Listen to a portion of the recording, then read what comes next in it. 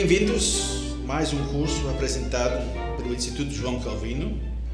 Sou o pastor Jim Whitevin, diretor, professor do Instituto João Calvino, e é um prazer estar aqui com vocês ensinando esse curso sobre catequese. Catequese é um assunto importante na igreja. Não é um curso sobre os catecismos em si, ou catecismo de Heidelberg, ou catecismos de Westminster, mas sobre a prática da catequese. Eu quero começar com uma citação de John Jebb, as instruções pastorais. Ele era um homem pastor puritano na Inglaterra. E ele disse isso: não acredite no preconceito comum de que catequizar é um exercício leve e insignificante, para ser realizado sem dores e preparo de sua parte. Se fosse apenas uma questão de perguntar e responder às perguntas do nosso catecismo, é assim que seria. Mas lidar com essas questões, explicá-las, ilustrá-las para tocar as afeições e chegar à compreensão das criancinhas, é uma obra que exige mais do que uma familiaridade comum com todo o esquema da teologia cristã, com a filosofia da mente humana e com os mistérios ainda mais profundos do coração humano. Portanto, foi bem e verdadeiramente dito por um escritor: um menino pode pregar, mas catequizar exige um homem. Então talvez ele estava falando de uma maneira muito forte, mas o ponto é importante. Catequese é uma prática importante que exige muito preparação em nossa parte, como pastores, como professores, mestres na igreja. Então, esse curso nós queremos falar sobre a história da catequese, a prática em si, técnicas da catequese e como nós, como pastores, podemos usar essa prática em nossos ministérios. Nós fazemos isso por quê? Porque a prática da catequese é uma das tarefas centrais no trabalho do ministro da palavra nas igrejas reformadas. O pastor faz muito mais do que simplesmente pregar nos domingos. A pregação, claramente, fica no centro do ministério do pastor, e a maioria do seu tempo é usado para preparar sermões. Mas o ensino fora do púlpito, ensino de jovens, de novos membros nas congregações, em casas, em aulas, é também um aspecto muito importante do trabalho do pastor e também, para acrescentar, dos presbíteros. No Regimento das Igrejas Reformadas do Brasil, artigo 13, nós lemos sobre os deveres dos ministros da palavra. E os deveres dos ministros da palavra são proclamar fielmente a palavra do Senhor e, em segundo lugar, administrar os sacramentos e publicamente invocar o nome de Deus.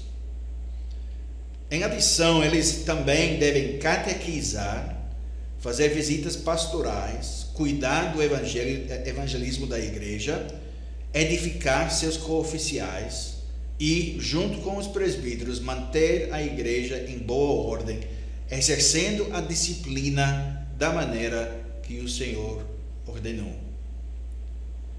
Então, em outras disciplinas, nós aprendemos sobre a proclamação fiel da palavra, sobre a administração dos sacramentos da oração pública, sobre como fazer visitas pastorais, sobre o evangelismo, sobre o relacionamento entre o pastor e os outros oficiais da igreja, sobre a boa ordem da igreja, sobre a disciplina eclesiástica.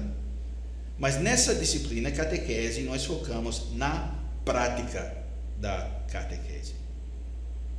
Agora, primeiro, o que significa catequese ou catequizar?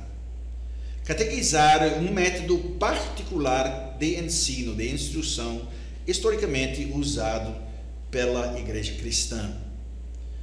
E as palavras catecismo e catequese vêm da palavra grega katekeo, que nós encontramos em Lucas 1, versículo 4.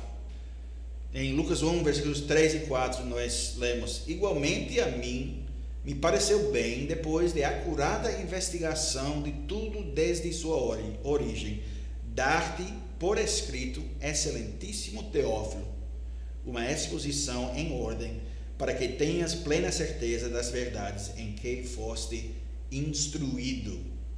Então essa palavra instruído é a palavra, o verbo catequeo.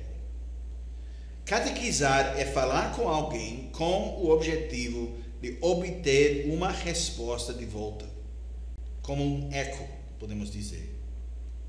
Assim, catequizar é doutrinar ou ensinar de tal maneira que o aluno é capaz de repetir o que lhe foi ensinado. E nós podemos ver facilmente como a memorização é uma excelente maneira de produzir esse tipo de eco. Nós usamos o método catequético de questionamento para enviar a palavra a fim de ouvir as respostas, receber as respostas, avaliar a profundeza do conhecimento de alguém, sondar o coração. Em Atos 18, versículo 25, nós lemos que Apolo foi catequizado no caminho do Senhor. Jesus ordenou a Pedro, em João 21, versículo 19, que alimentasse seus cordeiros.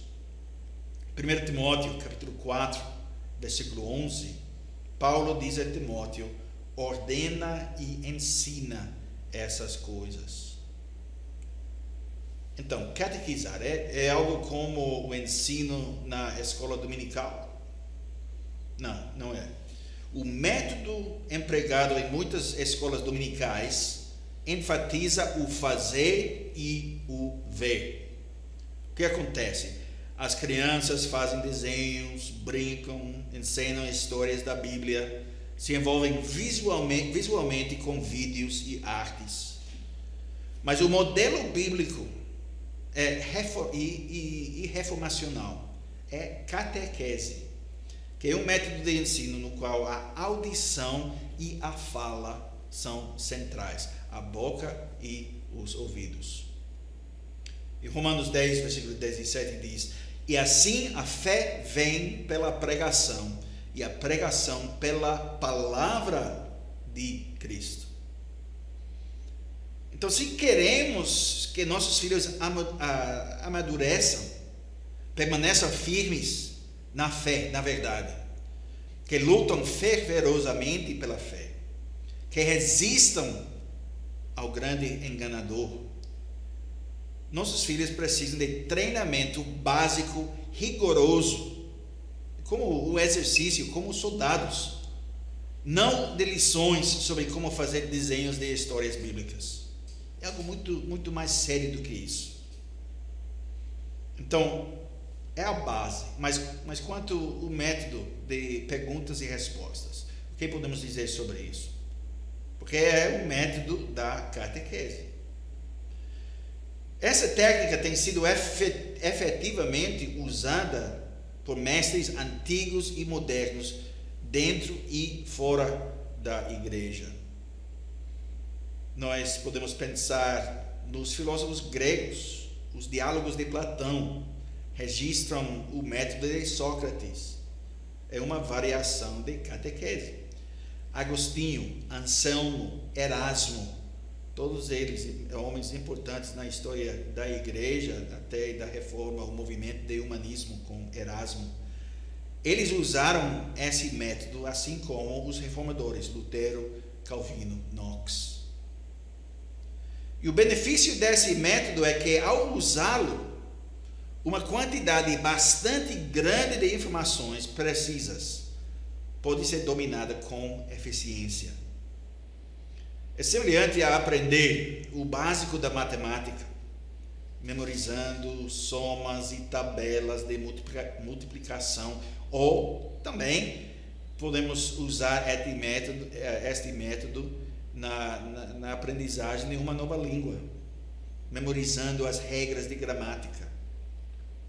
Você não pode se tornar proficiente em matemática sem dominar precisamente suas informações básicas. Você pode se tornar proficiente em gramática memorizando suas regras básicas. A mesma coisa vale. E a mesma coisa é a verdade do ensino cristão. Se pensarmos em economia, o caos resultaria se todos nós fizéssemos nossas próprias respostas às somas dos números. Claro. Da mesma maneira, temos o caos agora, hoje em dia, entre os cristãos, na igreja evangélica. Porque muitos fazem as suas próprias respostas às perguntas básicas sem consultar a Bíblia ou os ensinamentos históricos da igreja. Caos. É o que nós temos. É a evidência ao nosso redor. E embora os catecismos são livros escritos para ajudar na prática do ensino, essa catequese, eles são mais do que isso. Quase todos os catecismos surgem de credos e confissões. E por isso nós precisamos considerar os princípios envolvidos em credos e confissões. Primeiro, mas não vamos fazer isso em muito detalhe agora, porque nós vamos lidar com esse assunto mais na disciplina de simbólica, o estudo dos credos e confissões. Então, quando nós falamos sobre os credos e confissões, há um ramo da igreja que diz: por que não usar apenas a Bíblia? Por que adicionar livros escritos por homens ao que Deus escreveu? Não temos credo além de Cristo. Pessoas dizem, parece muito piedoso. Mas a resposta a essas perguntas, pense nisso. Quando o pastor está de pé, atrás do púlpito, com a Bíblia na mão, o que ele faz na pregação? Ele abre a Bíblia e lê, e então ele começa a explicar a passagem. É o que ele faz. Ele mostra como essa passagem se relaciona com o resto da Escritura. Ele explica o significado da passagem. E trabalhando com a palavra, trabalhando com esses versículos, esses capítulos, ele extrai aplicações para seus ouvintes, para ajudar os ouvintes a aplicar essa palavra, essa mensagem na sua própria vida. Então é um exemplo, mas outra coisa, o que você vai encontrar numa livraria cristã?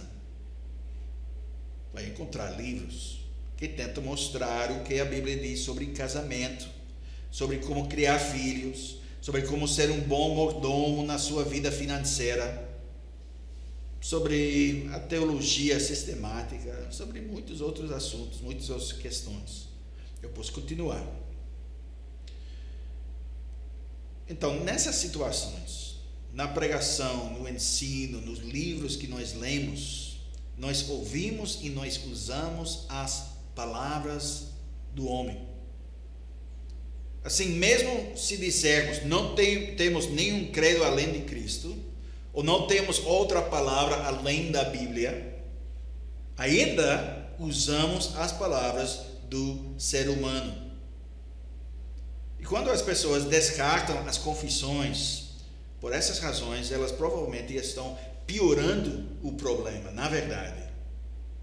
Permitindo muitas visões conflitantes nas igrejas, elas substituem as confissões da igreja histórica com os ventos e as ondas inconstantes dos dias atuais.